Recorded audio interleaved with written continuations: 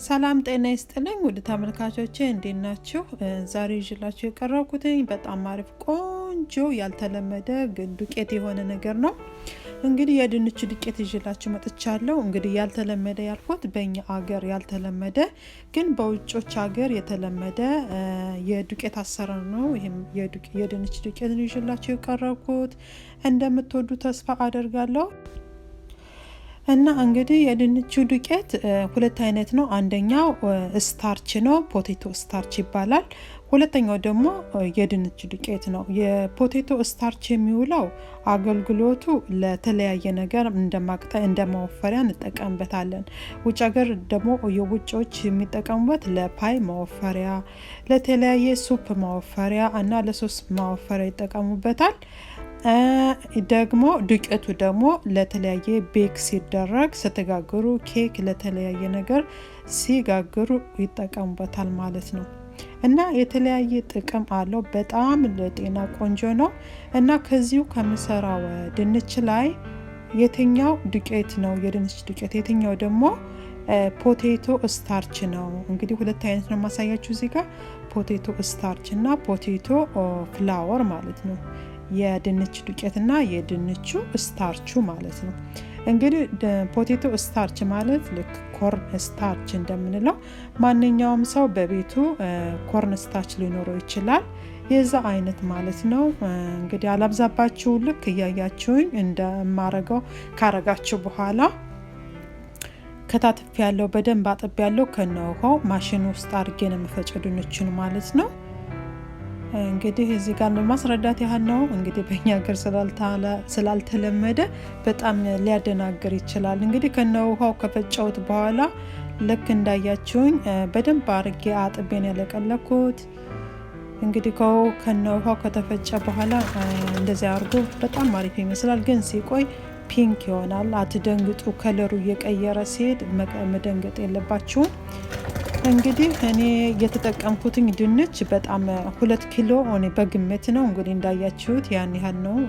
በጣም አነስ አርጌን ያሳየዋችሁ የሰራውት ማለት ነው። እንግዲህ እናንተ የምትፈልጉትን ያህል መጠን መስራት ትችላላችሁ ማለት ነው። ምንድነው ማድረገው እንግዲህ ከፈጨው በኋላ ፊልተር አድርገው ተጠቀማና ታጠሉታላችሁ ማለት ነው። ወንፊት ባትጠቀሙ ይመረጣል። ወንፊቱ እንትን ሊልባችሁ ይችላል ማለት ነው። ወደ ታች ይዞባችሁ ሊሄድ ይችላል ማለት ነው። ይሄ ግን ጥቅጥቅ ያለውን ነገር ተጠቀሙ፣ አሪፍ ነው። እናጠለዋለን ማለት ነው።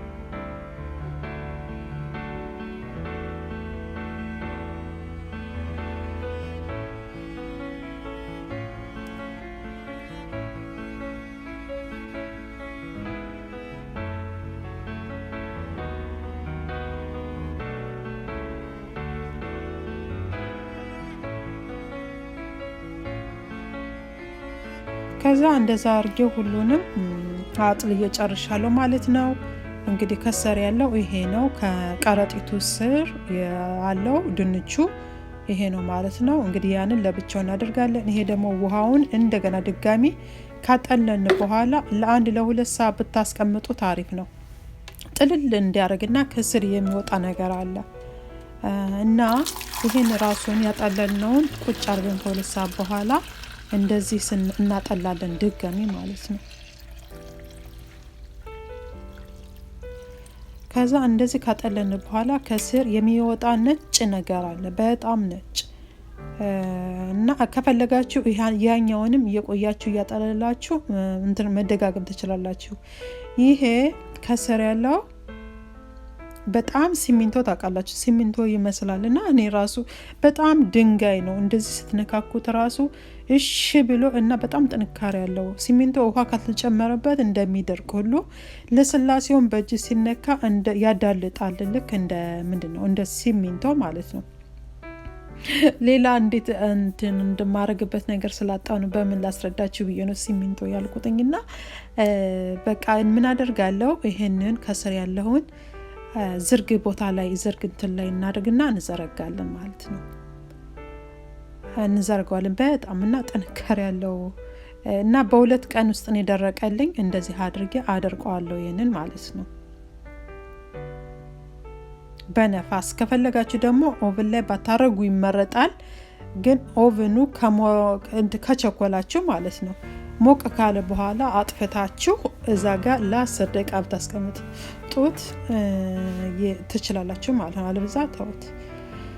እንግዲህ ያኛው ደግሞ ከከረጢቱ ስር ያለው 2-3ም ስላደረኩኝ ስላጠለልኩት እንደዚህ ብሎ ተጠራቅሟል። ይሄኛው ደግሞ ሌላ ነው ማለት ነው። ያኛውና ይሄ ይለያያል። ይሄኛው ለዱቄት የሚሆነው ነው፣ ለድንች ዱቄት ወይም ፖቴቶ ፍላወር የሚሆነው ነው። ያኛው ደግሞ ነጩ ማለት ነው፣ ከስር ያወጣነው ነጩ ይሄ ማለት ነው። ይሄ ደግሞ ፖቴቶ ስታርች የምንለው ነው ማለት ነው።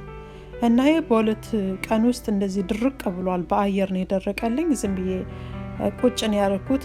ግን ከፍታችሁ ሳይሆን እንደዚህ ሆነ ምንድነው አየር የሚያስገባ ነገር ነጠላ ነገር ከላይ ንፍስ እንትን እንዳይገባበት የሆነ ነገር እና እንደዛ አድርጋችሁ ዝም ብላችሁ አየር ላይ በአየር ይደርቃል። እና በእጅ ሲነካ ራሱ ያድጣል እና በጣም ቆንጆ ነው። እንግዲህ ለልጆች አሁን ለምሳሌ ምግብ ላይ ልጆች ካላችሁ ለህፃናት ምግብ ልክ እንደ ኮርን ስታርች ነው የሚተካው ማለት ነው። ከዛ አፈጨዋለሁ ማለት ነው። በጣም እንትን ስላለው ስለገገረ ግግር ስላለ አፈጨዋለሁ። ለነገሩ ያው የግድ ነው መፈጨት አለበት። ስታርችነቱን መያዝ ስላለበት ልክ እንደ ስታርች ሆና ስላለበት መፈጨት አለበት ማለት ነው። እና ከፈጨ በኋላ አሳያችኋለሁ። እንግዲህ እንደ ዱቄት ሳይሆን መልኩ እንደሚሆነው ልክ እንደ ቤኪንግ ሶዳ እና ወይም እንደ ኮርን ስታርች ነው። የሆነ እንትን በጣም የደቀቀ በእጅ ስነኩት የሚያዳልጥ እጅ ላይ ለስላሴ በጣም ሶፍት ነገር ነው። ልክ እንደዛ ነው የሚለሰልሰው ማለት ነው። ይሄን ይመስላል። እንግዲህ ይሄኛው ፖቴቶ ስታርች ነው ማለት ነው። እስከ ሁሉንም ነው እኔ ለተለያየ ነገር ነው የምጠቀምበት። እንግዲህ ለወደፊት የተጠቀምኩባቸውን ነገሮች ደግሞ አሳያችኋለሁ። እናንተ ደግሞ ለምን መገገል እንደምትችሉ ጉግል ላይ ሰርች አድርጋችሁ ማግኘት ትችላላችሁ። በነገራችን ላይ ፖቴቶ ስታርች አማዞን ላይ ይሸጣል። ኦንላይን ላይ መግዛት ትችላላችሁ። ፖቴቶ ፍላወርም እንደዛ ይሸጣል ማለት ነው። የእንትኑ የፖቴቶ ዱቄቱ ያኛው ስላልደረቀልኝ እዚህ ጋር አላሳየዋችሁም። እንግዲህ ያንንም ሲደርቅ እንደዛ ማፍጨት ትችላላችሁ። ተመልካቾቼ እንደወደዳችሁ ተስፋ አደርጋለሁ። ሞክሩና ንገሩኝ። በጣም ቀላል ነው። ያለ ፀሐይ ነው የሚደርቀው። ቤት ውስጥ አስቀምጨው በነፋስ ነው የደረቀው። ስለተመለከታችሁኝ አመሰግናለሁ።